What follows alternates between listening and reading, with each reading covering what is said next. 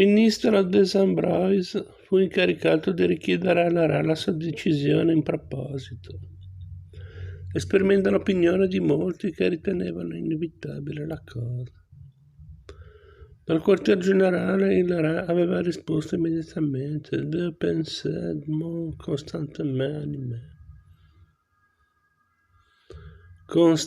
animé, évitez de grands malheurs à notre patrie, et donner ma vie, s'il le faut, pour obtenir l'indépendance italienne. Tout m'a conduit fut constamment le sacrifice de mon existence, et de tous les sentiments personnels au bien de mon pays. Il est convenable que j'accepte la demande des Milanais. Je l'estime du plus profond de mon cœur. Je me remets a leur la vie sans restrizione».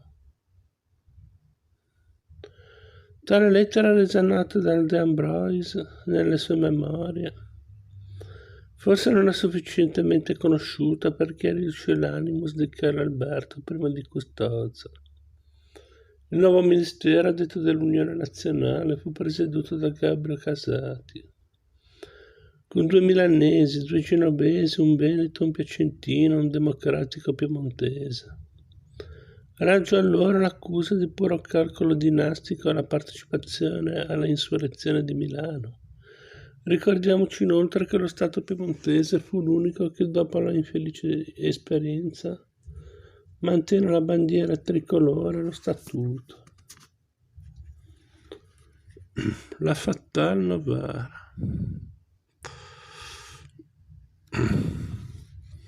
Mentre il 13 marzo del 49 l'opinione criticava la persecuzione dei giornali, nello stesso giorno la Concordia commenta la silenziosa partenza per il campo del Re a mezzanotte, con i figli e poco seguito, sublime ed unico spettacolo.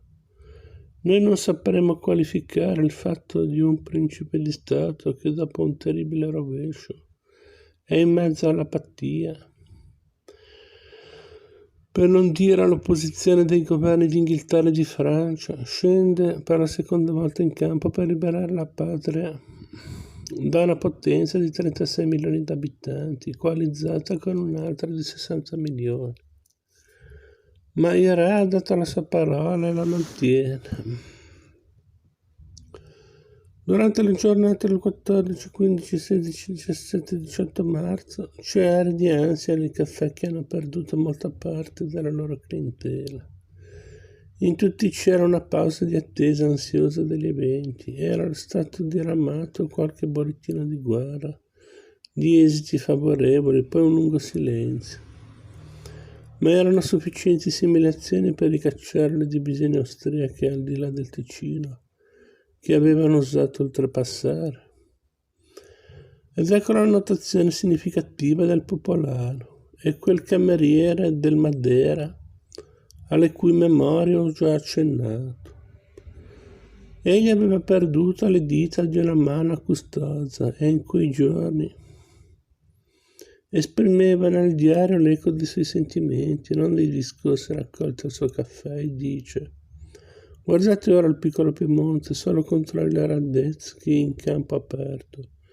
Ora vedo fare l'Italia e non vi sono più Boccia né. Ci sono dei soldati in marcia. Ho salutato i miei compagni d'arme con la mia mano mutilata. Dio li protegga». Si ricordano e si commentano ancora una volta le parole del generale Colli, già ministro degli esteri. Siamo spinti alla guerra come uomo e come cittadino, io la respingo convinto che essa è impresa temeraria e pazza. Se potessi evitarla a prezzo della mia seconda gamba, sacrificherei anche questa volentieri. Ma come ministro delle... tutti sciancati questi militari. Ma come ministro degli affari esteri io non ho nulla da opporre. Si continua a commentare l'inchiesta da Bormida sulla campagna del 48, la nomina del Ramorino a comandante della divisione lombarda, la pratica rinuncia di Carlo Alberto al comando supremo a favore del polacco Kranowski, la nomina del Ramorino specialmente desta tante perplessità.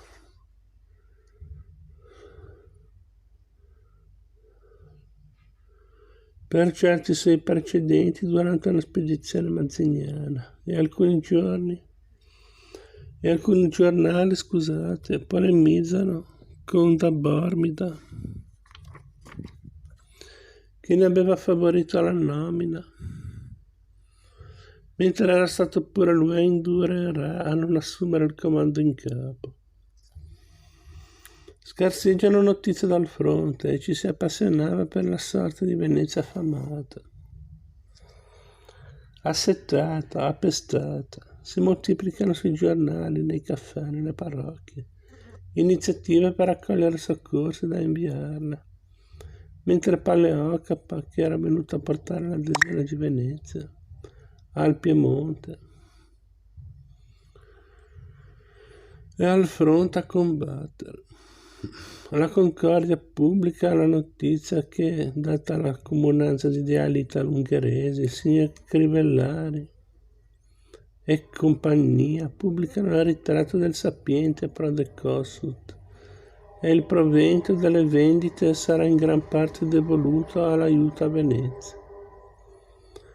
Così pure sarà devoluto il provento del lavoro di 2 giorni festivi, con dispensa del vescovo di Novara. Tutti gli italiani nel mondo sottoscrivono per Venezia. Si discute sul comportamento di Gioberti, che ha insultato alla Camera dicendo alla bambina. Nel caffè di via Zaragoza si grida alla soppressione delle libertà costituzionali, con la legge Rattazzi sulla pubblica sicurezza. Ma intanto